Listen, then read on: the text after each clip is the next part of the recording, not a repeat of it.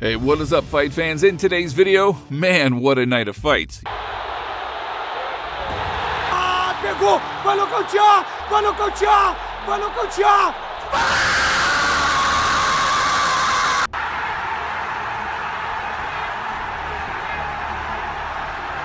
Damn! UFC 320 has officially wrapped up in Las Vegas, and as expected, the fighters put on an incredible show. Alex Pereira actually broke his foot, something that no one even noticed when it happened. Plus, we've got more wild moments from the night, but first, let's focus on the main event. But guys, don't forget we are almost at 100,000 subscribers, so thank you very much in advance for all the support. Let's go! Now let's start with Jiri Prochazka, who delivered another incredible performance by knocking out Khalil Roundtree. What a fight that was! It's the kind of matchup that reminds fans why we love this sport. Two absolute giants trying to end the fight in brutal fashion. The fight, which took place in the light heavyweight division, made it all the way to the third round, and that is where Jiri really took over. He controlled the stand-up, pressed forward, and overwhelmed Roundtree with his power. Then, with perfect timing, Jiri landed a devastating shot that ended the fight in style.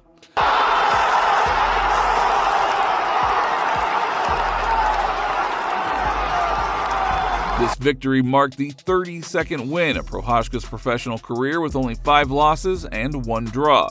It also extended his winning streak to 2 following his earlier victory over Jamal Hill.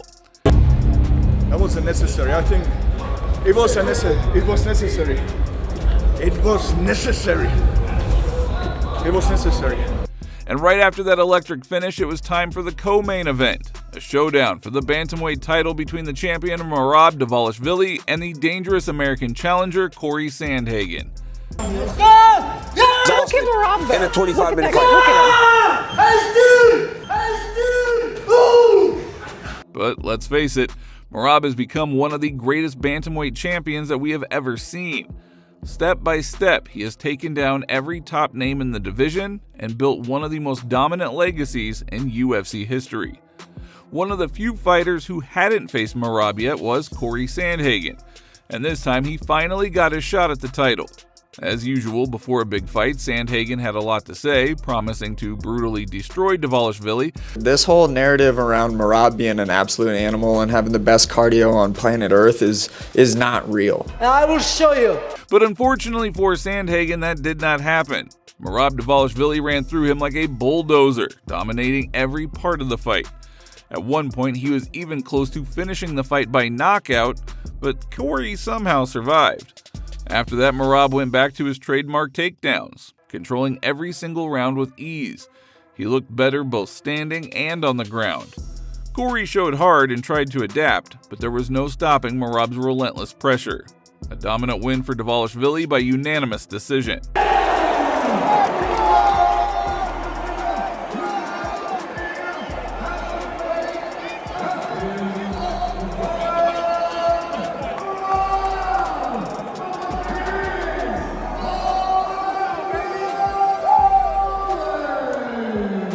After 5 grueling rounds inside the octagon, Merab and Corey Sandhagen showed exactly what true sportsmanship looks like. Backstage after their fight, the cameras caught the two warriors sharing a respectful moment. Hey, it was an honor to fight you. I'll see you next time. I'm gonna get you next time. Hey, you're an animal. I know. You got me good in the second. You almost finished me. I know. Thank you, man. All right, yeah. Merab has now extended his streak to 14 straight victories, officially passing legends like John Jones, Demetrius Johnson, Khabib Nurmagomedov, and Max Holloway. That is an incredible achievement for a fighter who just keeps proving people wrong. And the best part? He's not planning to slow down. Merab said that he wants to stay active and already mentioned his next target, Petr Yan. Fans are already hyped for it because when the machine steps into the octagon, one thing's guaranteed: non-stop pressure and pure domination.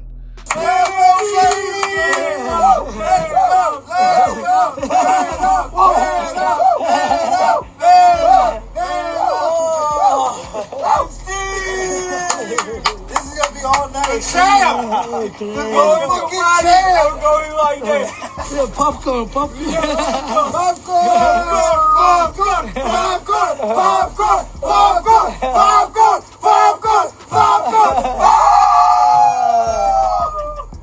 My crazy guys. I love you guys. Thank you. Thank you. Love you. Let's go. Let's go, Thank you everyone who support me and who help me, and I love you guys, and God is good. I'm grateful for everything. Thank you guys. Bye. See you soon. Petr Yan has officially responded to Merab Dvalishvili's call-out, and he is ready to share the octagon with him in December. Good try from Corey, but Merab was better. I'm looking forward to testing him next, the Russian wrote on social media. He also added, "This is a reminder that rematches can look completely different from the first fight," referencing Alex Pereira's knockout over Magomed Ankalaev. Now yeah, in the main event of the evening, fans witnessed a crazy and long-awaited light heavyweight title rematch between Magomed Ankalaev and Alex Pereira. This fight did not need any special introduction. Their first meeting didn't go the way that many expected. Pereira looked like a shadow of his former self and couldn't show his striking skills, while Ankalaev, on the other hand, delivered a confident and dominant performance. After that, Alex took a break, disappeared from the spotlight, and only by the end of summer was the rematch officially announced. As the fight approached, the tension between the two fighters kept growing. Magomed and Alex exchanged words on social media. Before the rematch, the Russian tried to get inside Pereira's head using trash talk and promising to knock him out. There is no more Shama. We killed it. No Shama. Mentiroso. Chama.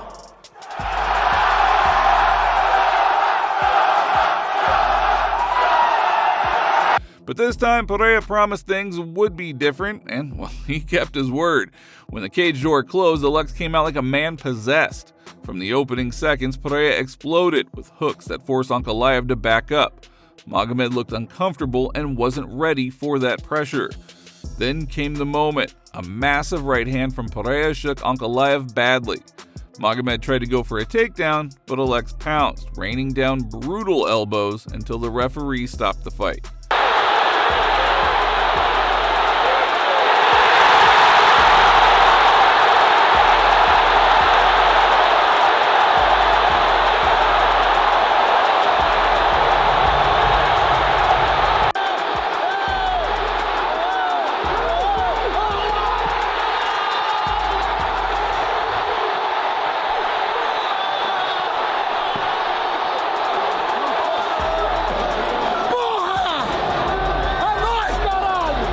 Vai nocautear no primeiro round, cotovelada, vai parar, vai parar, vai parar, vai parar, vai parar, vai parar, vai parar, vai parar, vai parar, vai parar, vai parar, vai parar, vai parar, vai parar, vai parar, tá caindo tudo nessa porra,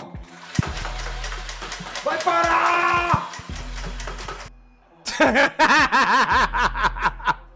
Damn! That's all he had to do, guys. That's all he had to do the first time they fought. Is just force. Like, I think a lot of people don't understand. When you force the fight to fight somebody, you just fight them. And then you see what happens. You see what unravels, right? But I truly felt that when he does that to people, they can't do anything. Like, you can try to make fire, but if you can't take him down, then you're probably gonna lose that shot. I mean, I would have got my prize pick if it wasn't for goddamn Corey Sandhagen beating up Merab. Damn it.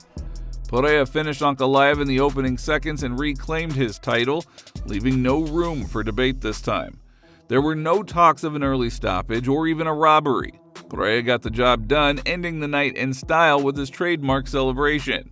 After the fight, Pereira revealed that he actually broke his foot while kicking Ankalaev's leg, something that no one even noticed during the bout.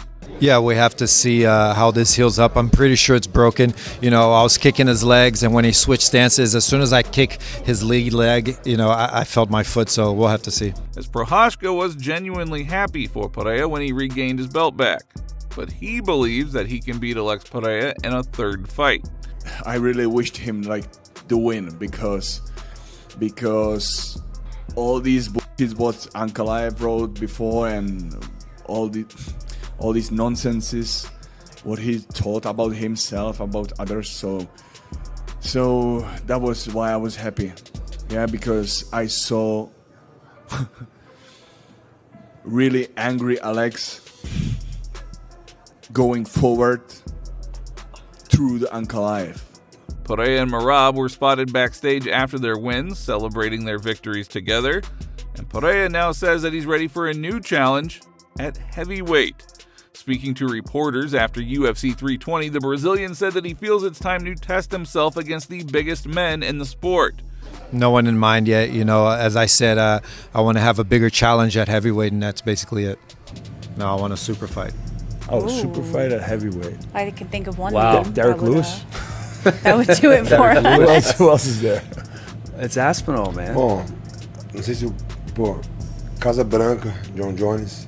John Jones. Super luta. Oh, at the White House. John Jones. That's a super fight. All right, so he's cool waiting if it's. But Tom Aspinall didn't get fancy. He kept it real and funny.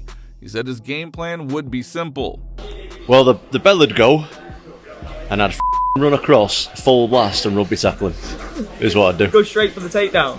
First 10 seconds of the fight, yeah. Well, I've got one very reliable takedown that I do. If you watch my fight with Arlovsky, did it there. Spear. The spear. Yeah. It's undefeated in training. The problem is when you do it, you nearly knock yourself out. So I don't do it that much because you just run into some full blast with your head. So I save that for rare moments. But that's the exact takedown I do.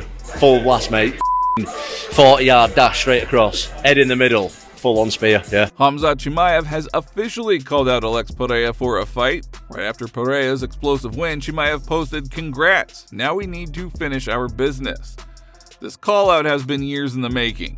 Remember, these two have already gone back and forth before, but the fight never happened. Now with Pereira back on top, fans are buzzing again. And if this matchup ever does come to life, it's going to be pure chaos. Everyone's already imagining what a wild clash this would be. Pereira's deadly striking versus Chimaev's relentless wrestling and pressure. But there's one big question left. Can Dana White make this fight happen before Pereira moves up to heavyweight? What do you guys think? Does Pereira even stand a chance against Khamzat Chimaev? The guys that had the best chance of beating Alex aren't in the division anymore. It was a generation ago. Unfortunately, It was an era ago. And they're not there anymore. So there's no one for Alex in that division, I don't think. Poses him a threat. Sure. Moving up to light heavy is the right thing to do, superstardom-wise. To heavyweight. Making money. Yeah. Making bank. Otherwise, Yeah. Yep. Big Ank coming to dunk. No Shama. As far as Ankalaev, like where do you think he goes from here? Ankalaev, home, back to Mother Russia, but not in America.